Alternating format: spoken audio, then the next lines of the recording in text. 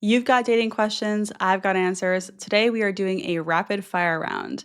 I'm so excited to get into several dating and relationship dilemmas today. Welcome back to Dating Intentionally. I'm Talia. I'm loving this series where I get to answer more of your questions here on YouTube, not just on the podcast, which, by the way, you can listen to on any platform if you're trying to figure out how to date without all the stress and BS. If you have a dating dilemma you'd like some clarity on, some feedback, some advice, you can submit it anonymously in the form linked in the description below.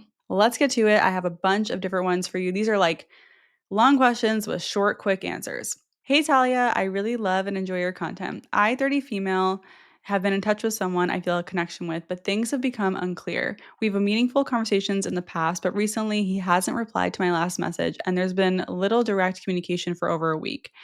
However, he occasionally likes my Instagram stories, which confuses me because he's not initiating any real conversation.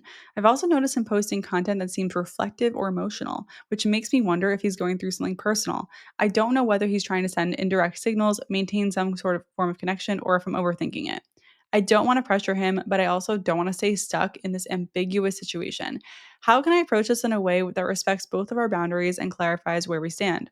So, how can you do this? I would say ask him on a date. Actually, the best way to tell what's going on. Don't be coy, don't beat around the bush. If you're dating intentionally, you don't have time to decipher someone's Instagram stories and their likes on your content. Just message him and be like, hey, do you want to grab a drink and catch up with me? Right? We need to only focus on people we're seeing in person, not people we're having this like parasocial relationship with where it's like, you're interpreting their stories and stuff and they're not really talking to you. That's not dating. If you ask him out, if you ask him to meet up in person, his answer will tell you everything you need to know. If he says no, you simply remove him as a follower and so he can get the hint and not watch your stories anymore.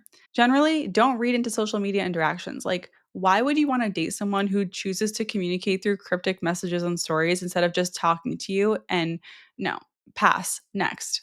Generally, like again, if you're trying to get into a relationship, don't focus your energy on people who you're just messaging with. You have to move it to a date or at least a phone call or FaceTime if you're long distance. It needs to move off of this like weird, ambiguous texting into spending real time together. I hope this helps. All right, let's do the next one. I, 31 female, am a fearful avoidant and I'm currently dating a 39 male. In the past, I've let my fears get the best of me and I ended things once due to panic.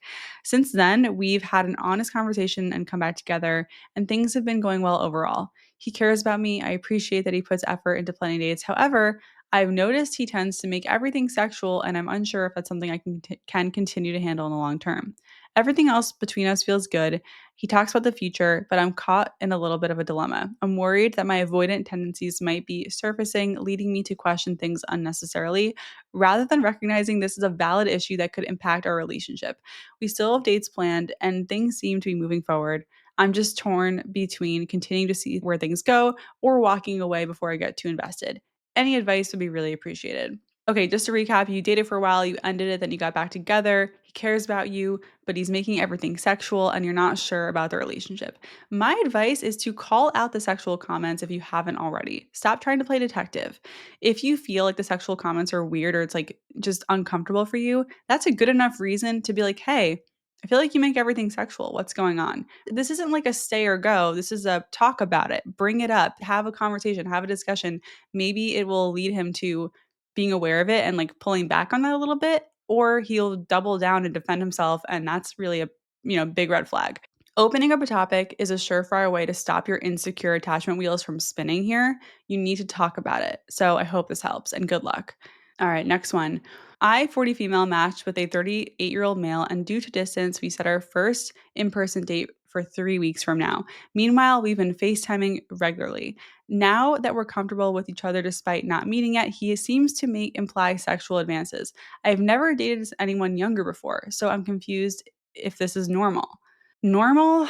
Yes, unfortunately. Something you have to put up with? Absolutely not. Unless you do want to hook up or want to have a more sexual casual relationship, no shame in that, but that is definitely what this person is after. Full stop. It's a huge red flag when someone brings up sex even before meeting. I don't think you should continue talking to this person and would advise you to cancel the date if you're looking for something serious and dating intentionally to find a long-term partner. He's showing you his true colors. He just wants to bang. And there's no shame in that, but if that's not what you want, then you have to be like, "Hey, I can tell you want something different. I don't feel comfortable with the sexual advances. I want to cancel our date. I hope this helps. Okay, next one. I, 46-year-old female, was dating a 46-year-old male for 1 month and it all felt good and curious about each other. Suddenly, he pulled back little by little pressure in his job and family life. He kept postponing dates but still communicated interest. But finally, he pulled away without a closing. On New Year's, he wrote to me, "Sorry, I think I was unfair to you," which I felt like was potentially trying to repair things, but nothing followed.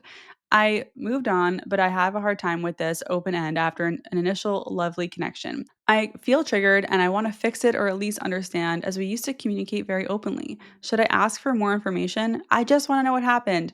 Or should I just move on and how can I leave this carousel of thoughts? Oof, carousel of thoughts. That is a good way to describe this. I know this isn't what you want to hear, but the why isn't going to make you feel any better. Yeah, you can definitely reach out and be like, hey, can you share? Can you provide some clarity about why this ended? But he might not be able to give you that clarity. Or he might just be like, I wasn't feeling it, or I didn't have the capacity for a relationship, or I just didn't feel the spark. These are all generic but valid reasons. And knowing this would not change anything about how you feel. You're going to still feel bad even if he comes to you with a specific answer or some generic answer. And you're going to want to feel like you want to negotiate and try and like fix it because that's what you said you're a fixer. It's better to just leave it, let it lie, and move on. You deserve someone who isn't going to pull back and try to consider this as a blessing that you now have space to find someone who's all in for the commitment that you want. All right, let's just do one more. I, 43 female, have been in a situationship with a 47-year-old male for over 13 years. I want to get married, but I'm confused in what to do because the waiting has converted me into a mad, angry, bitter woman. And now he's using all this to not get married. Should I leave and move on? Yes, the answer is yes, and you know the answer is yes. 13 years is way, way, way more than enough time to realize that someone is not going to marry you. They don't want to get married, they don't want to marry you. You've got to move on because the sooner you do, the sooner you can find someone who will have the relationship that you want and deserve.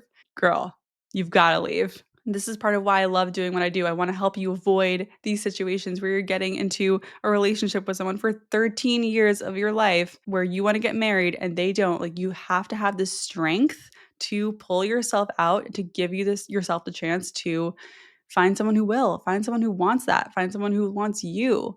You deserve that. All right, this is a little different, but I felt like I just wanted to get through a bunch of these really quickly because some of them just really do have those easy, quick, simple answers like yes, no, stay, go. Sometimes it is that easy. And sometimes you do need someone like me, a neutral third party who cares about you but isn't your friend or family member to tell you and keep it real. Let me know if you have any comments on this one. I'm curious to hear what you think of my advice. And I hope you found this video helpful or at least entertaining. If you did, give it a thumbs up and make sure to subscribe for more dating advice every week. Of course, don't miss the Dating Intentionally podcast for deeper dives into topics like this. It's available on all major platforms. Once again, I'm Talia, and I'll see you next time.